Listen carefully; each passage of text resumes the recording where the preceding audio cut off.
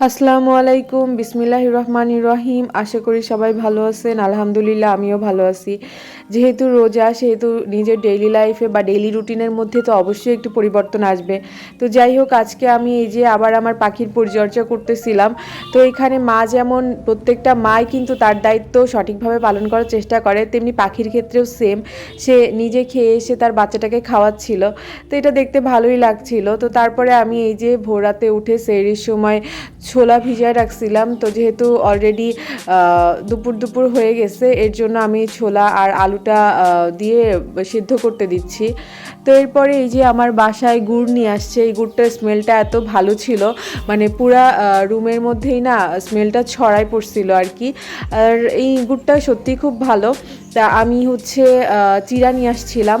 এই চিড়াটা আমার পার্সোনালি খুবই ভালো লাগে। আমি জানি না কার কার ভালো লাগে, অবশ্যই বলবেন। এই চিড়াটা অনেক বেশি হালকা আর খেতেও ভালো লাগে। তো তারপরে এই যে কিছু বাজার নিয়ে আসছিল, তার মধ্যে ধনিয়া পাতাও ছিল। আর রোজার সময় মুড়ি মাখানোতে, মুড়ি আর ছোলা মাখানোতে অবশ্যই কিন্তু ধনিয়া পাতা মাস্ট দেওয়া লাগে। ধনিয়া পাতা, তারপর একটু হালকা একটু লেবুর রস, দেন শসা, টমেটো, এগুলো দিলেই না অনেক বেশি স্বাদ আসে। তো এই তো এর জন্য এখানে টমেটো, শসা সবই নিয়ে আসছিল। টমেটোর মধ্যে কিছু কাঁচাও ছিল, আবার কিছু ছিল অনেক বেশি পাকা। তো এটা সব মিলায়ে হচ্ছে আজকের জন্য যেহেতু খাওয়া লাগবে, এর জন্য পাকাগুলো আমি আজকেই কেটে ফেলবো ভাবছি। আর এখানে যে লেবু ছিল, আর বাজারে না লেবুর দাম প্রচুর, আমি জানি না কেন এত। তো এর জন্য হয়তো 3টা পাকা লেবু আনছে, একটা কাঁচা লেবু আনছে, বাট ভালোই লেবুগুলা। এখানে যে কাঁচামরিচ ছিল আর বেগুনও নিয়ে আসছিল, যেহেতু বেগুনি করা হবে। আর কুমড়ানি তো হয়, আমি জানি না কুমড়ানি কার কার ভালো লাগে, অবশ্যই বলবেন। আর এই যে এখানে আলু নিয়ে আসছে, এখানে আছে রসুন, পেঁয়াজ, আর আমার আগের কিছু রসুনও ছিল, পরে আবার নতুন করে এই রসুনগুলো নিয়ে আসছে।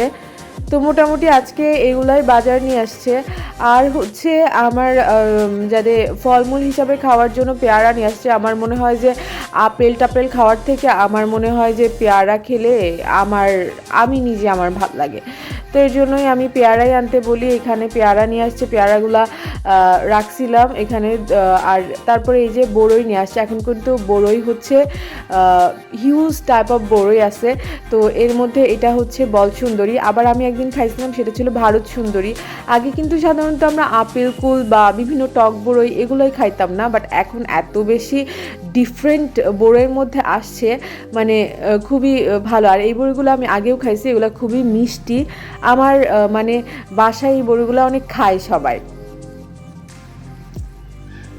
তো তারপরে এখানে যে মুড়িও নিয়ে আসছে, মুড়ি তো মাস্ট আনাই লাগবে, নাইলে আমরা কিভাবে ছোলা মাখাবো। আর ছোলা কিন্তু ছোলার সাথে অবশ্যই মুড়ি দেওয়া লাগে, নাহলে কিন্তু ভালো লাগে না। তো এখানে এই যে আমার যা যা প্রয়োজন আমি সেই জিনিসগুলাই কেটে নিয়েছিলাম, যেমন হচ্ছে রসুন, পেঁয়াজ।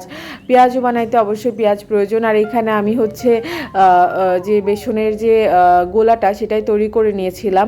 আর বেসনের এইটা তৈরি করতে গেলে না, মানে এটা খুব বেশি ঘনও হবে না, আবার খুব বেশি হালকাও হবে না। তো এই তো এখানে বেগুনির জন্য বেগুনগুলা কাটা হয়েছিল। তো বেগুনগুলাকে আমি আবার সুন্দর করে ছোট থেকে বড় এইভাবে সুন্দর করে সারি সারি করে সাজাইছি। আপনারা আবার ভাববেন না যে বেগুনগুলো কেন ছোট ছোট, এটা আর কি সাজানো হয়েছে। আর এখানে বেগুন ভাজির জন্য আর কি কাটা ছিল কিছু। আর এই তো এখানে তারপরে আমি আমার ছোলাটা সেদ্ধ হয়ে গেছে, এরপরে আমি ছোলাটা রান্না করব। তো ছোলাটা রান্না করতে আমার মনে হয় সবাই পারে, আর এটা যেহেতু কমন, এটা সবাই পারে, এটা নতুন করে দেখানোর কিছু নাই, বলারও কিছু নাই।